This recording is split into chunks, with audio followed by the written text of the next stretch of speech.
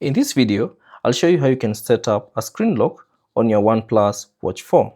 Now, if you'd like to lock your OnePlus Watch 4, you can simply set up a pattern or a pin that you can use to lock it. So to do this, all you have to do is swipe down from the watch face and you should access these settings, and then tap on the settings wheel icon at the bottom right corner. And then within the settings, scroll down to the bottom and select Other. And then from here, scroll down and choose Screen Lock. Now, there are two types of screen lock you can use on your OnePlus Watch 4. There's the pattern and the pin. So choose the one that you'd like to use. So from here, if it's a pin, you have to set a pin that you'd like to use. So type in a 4-digit pin that you'd like to use.